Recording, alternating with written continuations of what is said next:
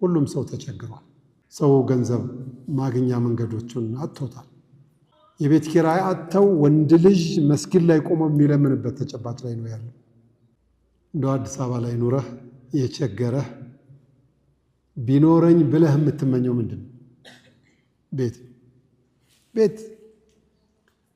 ቤት የሁሉም ሰው ችግር ነው። ኪራዩም በዛ፣ አከራዩም ጨከነ። ከሌላ አካባቢም እየፈለሰ ከተማ ውስጥ መግባት ጀመረ። ሁሉም ሰው ተቸግሯል።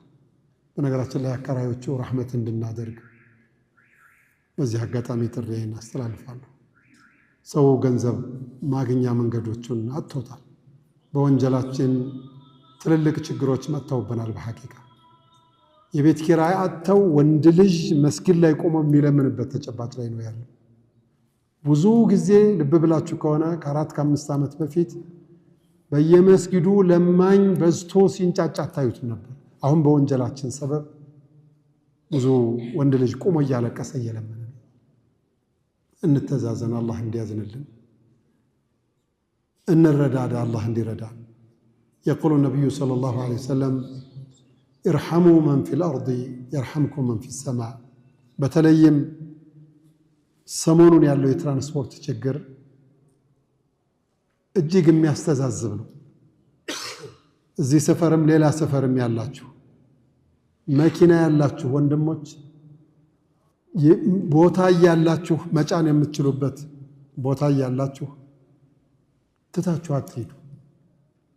መኪና ያላቸው ወንድሞች ከአላህ ዘንዳ የተወደዱ በእግራቸው የሚሄዱና 2 ሰዓት ቁመው ታክሲ የሚጠብቁት ከአላህ ዘንድ የተጠሉ ሆነው አይደለም። መኪና ያለን ትልቅ፣ መኪና የሌለው ሰው ትንሽ ሆኖ አይደለም። እንደውም በሐቂቃ መኪና የአላህ ያደራ ዕቃ ነው። ከፈለገ አንተን ቀምቶ ለሌላ ሰው ይሰጠዋል። ከፈለገ ደግሞ አንተን ወደ ቀብር መኪናህን ለሌላ ሰው ይጀባዋል። ከፈለገ አንተን በእግሩ የሸኘኸውን ትናንትና በሚያምር መኪና እንዲሄድ ያደርገዋል። ይህም ፈተና ነው፣ ያኛውም ፈተና ነው። ወነብሉኩም ቢሸሪ ወልኸይሪ ፊትነተን ወኢለይና ቱርጃዑን ነው የሚለው አላህ።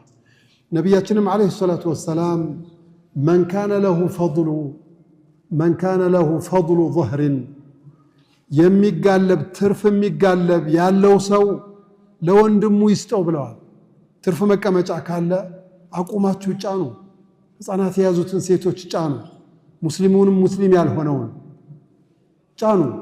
ሌቦች እንዳይሸውዷችሁ፣ አደጋ እንዳያደርሱባችሁ ጥንቃቄ፣ ዕቃችሁን ሰተር አድርጎ መደረግ ያለበትን ጥንቃቄ አድርጋችሁ ሰው ጫኑ። እኛ ካልተዛዘን አላህ ማያዝንልን። ለምንድነው ያ ሁሉ ሰው 100 ሰው ተሰልፎ አንተ መኪናን እየነዳ ቸኩያለሁ ብለህ የምትሄዱ?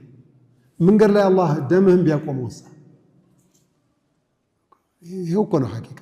ከበላእም አላህ እንዲጠብቀን ቸኩለን የሄድንበትንም ሐጃ አላህ እንዲፈጽመው እዚህ ያሉትን ምስኪኖች ቁመው የሚጠብቁትን ሰዎች ሃይማኖት ሳትለዩ፣ ጎሳ ሳትለዩ፣ የሰፈር ሰው ያልሆነ ሳትለዩ፣ መቼም የከተማ ሰው ናችሁ፣ መደረግ ያለበትን ጥንቃቄ አድርጋችሁ ጫኑ። ሄዶ ድንገት ትዝ ስላለኝ ነው ይህንን መልእክት ያስተላለፍኩት።